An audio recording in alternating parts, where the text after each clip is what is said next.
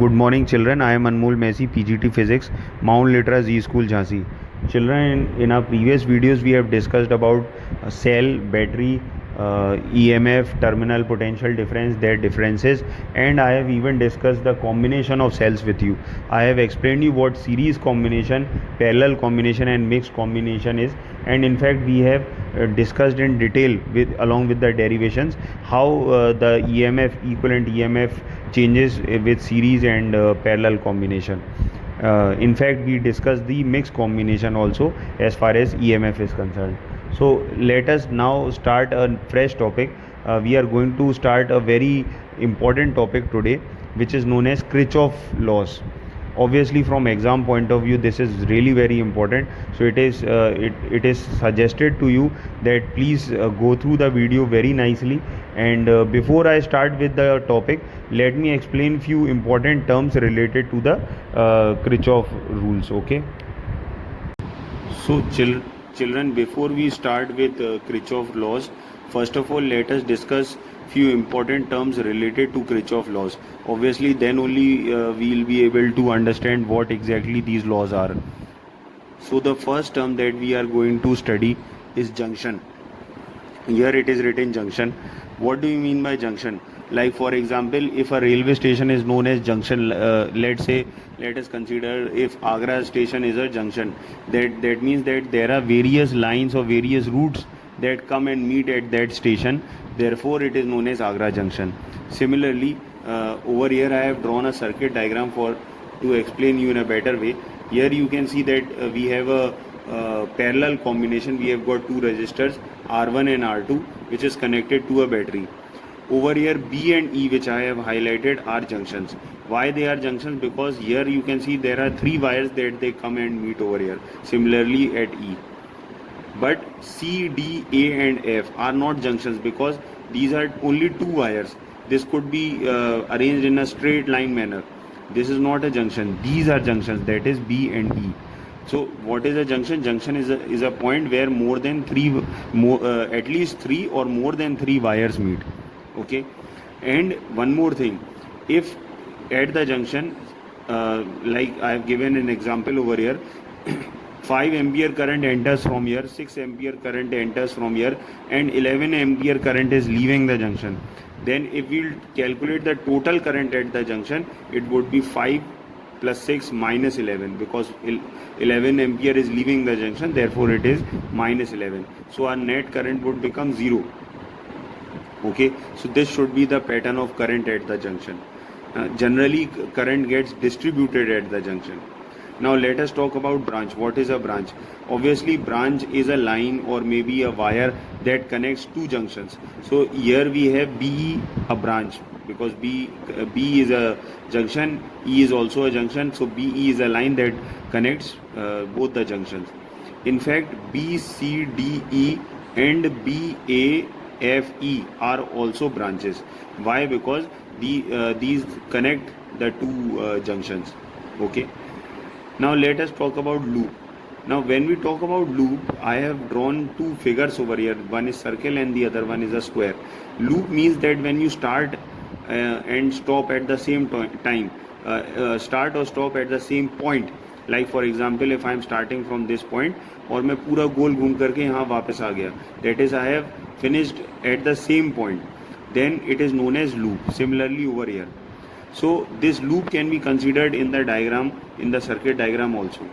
If I start from B, then the loop would be B, C, D, E, B. Similarly, over here, this is also a loop. Like for example, again, if we start from B, then it would become B, E, F, A, B. This is a loop. Both these are in this figure, both of them are loops. Okay, but there is one more loop which you can see over here, and that is if we start from A, it would become A, B, C, D, E, F, A. This is also a loop because we are starting and stopping at the same point. Okay. Now we have got three loops. I have named those loops over here. So one was B, C, D, E, B. The other was B, E, F, A, B, and the third one is C, D, E, F, A, B, C. the the important thing which we have to notice is that the loop starts and ends at the same point. Okay, so these are the important terms related to Kirchhoff laws, because it was very important that we understand these terms. That's why I have explained you these terms. Now we'll be able to understand about the Kirchhoff laws very easily. Okay, so first of all, let us start with the first law. This is our first law. You can say it Kirchhoff's first rule. It is also known as current rule or junction rule. Obviously, if we are naming it current rule and junction rule, then it would be applied on junction and it would be for current. So I have taken a part of junction over here. I have not drawn the entire circuit. I have just taken a part of junction over here. Let us say this is a junction and I1 current enters from here. I2 current is again entering the junction. I3 is entering the junction, but I4 is leaving the junction. It is not necessary that only one wire should be present for the exit of the current. There could be more than one wire also for the exit of current, but at least there should be one wire for the exit of current. अगर कहीं से current अंदर आ रहा है तो बाहर जाने के लिए भी एटलीस्ट एक रास्ता होना चाहिए.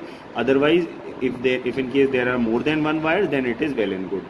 So over here in this case, I1, I2 and I3 are entering the junction while I4 is leaving the junction. So our equation would become I1 plus I2 plus I3 minus I4, because I4 is leaving the junction. And if in case we are going to add all these current, the answer would become 0, as I have told you earlier. This is the first law. So Kirchhoff first rule states that all the current entering or leaving the junction, if we are going to add it, then it would become 0. So definition wise, you can say that Kirchhoff first rule states that the sum of all the current entering or leaving the junction is 0. Okay, now let us start with the second rule. So this is the second rule that I have named Kirchhoff's second rule. It is also known as voltage rule, and the one more name is there, which is known as loop rule. Okay, so again, if in case we are naming it voltage or loop rule, it would be applied on a loop or in a loop, and it would be about the voltage in the loop. Okay, now this law, what does this law state? Since it is about the voltage, so it states that the sum of all the voltage in a loop is 0. Okay, so let us take an example for this. So this is the example I have prepared to explain you. I have taken a very plain and simple diagram for that. You can see that I have taken a battery, and with the battery I have connected 3 resistors R1, R2, R3. I am sorry, 4 resistors R1, R2, R3 and R4 in series. See, from here, starting from the battery, R1, R2, R3 and R4. There are 4 resistors that I have connected in series. Now first of all, let us start with the current. So from the positive terminal of the battery, I have taken out current I. But since this is a series combination, it would not get distributed anywhere. There is no junction also where the current could get distributed. So same current would be flowing through R1, R2 and R3, also with also through R4. Now we would consider a loop. We are going to consider a loop A, B, C, D, A. In this loop, we'll calculate the total voltage. So when we are going from A to B, it is important to notice that whether the current is going from A to B or not. If the current is in the same direction in which we are going, then it would be taken as positive. Otherwise, it would be taken as negative. And for the examiner to understand that, I'll make an arrow over here which would show that I am going clockwise or anti-clockwise. So right now I am going from A to B, C, D and then back to A. This is a clockwise direction. So therefore I have drawn this arrow over here so that the examiner understands that we are going to move in a clockwise direction. Now when we go from A to B, we get a resistor R1 and the current which would be flowing from there is I. So the voltage would become IR1. And since we are going from A to B and current is also flowing from A to B, therefore it is taken as positive. Now when we will go from B to C, the resistor is R2 and current would be I. So our voltage would become IR2. Similarly, here the voltage would become IR3, here it would become IR4, and when we'll reach the battery, we'll take the voltage of the battery also. So the voltage of the battery is E, the EMF of the battery is E, so we have written E over here. But why are we taking this as negative? Because we are going from negative terminal to positive terminal. If we'll go from positive to negative, then it would be taken as positive. But since we are going from negative to positive terminal, that is why it is taken as negative. Now the law says that if you are going to add all these the entire voltage in the loop, the answer would be 0. So this law states that the vector sum of all the voltage in a loop is 0. So these were the two laws of stated by Kirchhoff. Now you can try numericals on it. Thank you. Now children, I have prepared a question for you so that I can explain you how Kirchhoff rules work. Okay. So this is a diagram, as you can see, in which we have got two batteries. One battery is over here and the other one is over here. This is of 10 volt and this is of 5 volt. Now this becomes very difficult for us to calculate the current in each branch, or maybe current near any resistor, because obviously there are two types of batteries, plus at the same time the circuit is also very complicated. It becomes very difficult for us to calculate the current in different branches. So hence, instead of using Ohm's law, we are going to use Kirchhoff rules. Okay, so first of all, let us apply first rule, which is also known as current rule or junction rule. So for that, we'll choose a battery. So instead of choosing this battery, I am choosing this because this is greater than 5 volt. Hence, I am choosing this. I'll start my first rule from this battery. So from here, I have taken out current I. As you can see, I have written over here with blue that I have taken out current I from battery of 10 volt. This current, when it moves further, it reaches a junction A, and applying the first rule, the current would get distributed at the junction. So some current moves on this branch, that is I1, and the leftover current would come on this branch, that is I minus I1. अगर इस I current में से I1 यहाँ चला गया है तो बचा हुआ करंट इस पे आएगा, कितना बचा? I minus I1. That current would come over here. Okay, then moving ahead, moving further, this I1 would go over here and again it would get a junction which is B. Again this would get the value of I1 would get affected from the junction. So let us say this battery, from this battery we have taken out current I2, which I have written over here with blue, I2. This current is coming from here and this current is coming from here. Both the currents would combine and they would enter this branch. Okay, इस वाले branch से I1 current आ रहा है, इस वाली branch से I2 current आ रहा है, इस इधर पॉइंट पे जंक्शन पे आके दोनों करंट मिल गए. The total current becomes I1 plus I2, which comes on this branch. While coming on this branch, they are getting another junction. Again the current would get distributed over here. Let us say that if we have taken out I current from the battery, then I current would come back to the battery. So at the junction, from this current, I goes back to the battery. So the leftover would be I1 plus I2 minus I. This current comes on this branch, CD. Now from here the current which comes is I minus I1, and from here the current which is coming is I1 plus I2 minus I. Both the currents would combine and it would enter over here. So I have calculated the current over here. I have added both the currents and this gives us only I2. So the I2 current would come on this branch. And as we can see that from this battery I have taken out I2 current and I have returned back with the same value of current, that is I2. That means the first rule that I have applied on this diagram is 100% accurate. Okay. Now, next step. What is the next step? Next step is that you would choose the number of loops to apply the second rule. So for that, what you will do is, first of all, you will count the number of variables. So I have got one I1 and then I2. We have got three variables. So we will choose three loops. 1, 2, 3. These three loops we will choose, 1, 2 and 3. Okay. So since I am going to move in the loop in clockwise direction, I have made this arrow also which would show the examiner or maybe the evaluator that you would be going in clockwise direction. You will be moving in the loop in clockwise direction. Okay, so the first rule that I have taken is ACDA, which is ACDA. This is ACDA. We are moving in clockwise direction. When we move from A to C, we get a resistor which is of 2 ohm and current of I. But since the current is going in opposite direction and we are going from A to C, this would become minus 2I. Then since we are going from positive to negative, then it would come as positive over here, 10 volt, 10 volt. Then we would reach C. Here there is no resistance.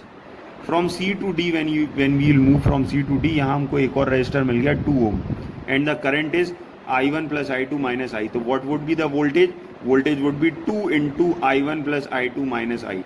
2 into I1 plus I2 minus I. Now from here we have reached D. When we would move to D to A, when we would move from D to A, we would get another resistor which is of 1 ohm and the current over here is I minus I1. So what would be the voltage? I minus I1 into 1. However, this would be taken as negative. Why? Because we are moving in a direction opposite to the direction of current. So this would come as minus 1 into I minus I1. Now, after completing this equation, actually we have completed our loop. We started from A and we have returned back to A. So since our loop is over, now our equation is complete and this would be equal to 0 as per the rule. With the rule which is the जो second rule है हमारा, उसके हिसाब से हमारी equation complete हो चुकी है. ठीक है. Now let us solve this equation.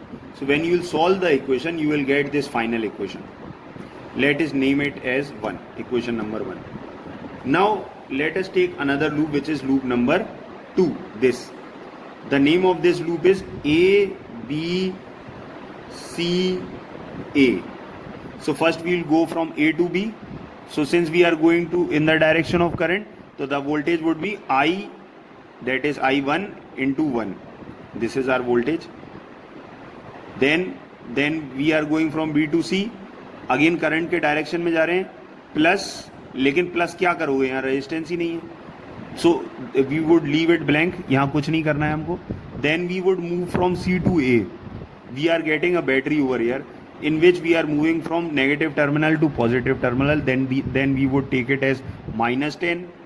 And once we reach this resistor, since we are moving in the same direction of the current, it would be taken as plus 2 into I 2I. So what is our final equation? Final equation is 1I1 minus 10 plus 2I. यहाँ से यहाँ गए 1I1, यहाँ से यहाँ आए कुछ भी नहीं है, यहाँ से यहाँ आए minus 10 and यहाँ से यहाँ आए plus 2I, plus 2I, I'm sorry, plus 2I. Now this is our second equation. We'll highlight it, or maybe we could write it as equation number 2. Now in the third loop that I am choosing is BFDCB. This is our third loop, BFDCB. In this loop you will be moving from B to F. First of all, again आप current के opposite direction में जा रहे हो, but as per the battery you are moving from positive terminal to negative terminal. Then it would be taken as plus 5. So I have taken here plus 5. Then you would be moving from F to D. Current के opposite direction में जा रहे हो आप, तो minus and 2 into I2 is our voltage. So minus 2 into I2. Again from D to C we would be moving. D to C. So our resistance is 2 ohm. This is our current, but we are moving in opposite direction of current. So minus 2 into I1 plus I2 minus I. So we have written minus 2 into I1 plus I2 minus I. Now we will be moving from C to B. But from C to B अगर हम जा रहे हैं, there is no resistor in between. So nothing would be taken and we have completed our loop. So we can write this is equal to 0. After solving this equation, we would get this value, which is our equation number 3. Now we have got 3 equations, 1, 2 and 3. We will solve these equations, whatever method you would prefer, maybe substitution or simultaneously or whatever, whichever method you would prefer, you can use that method, and you can find the value of I1 and I2 respectively. Okay, thank you class.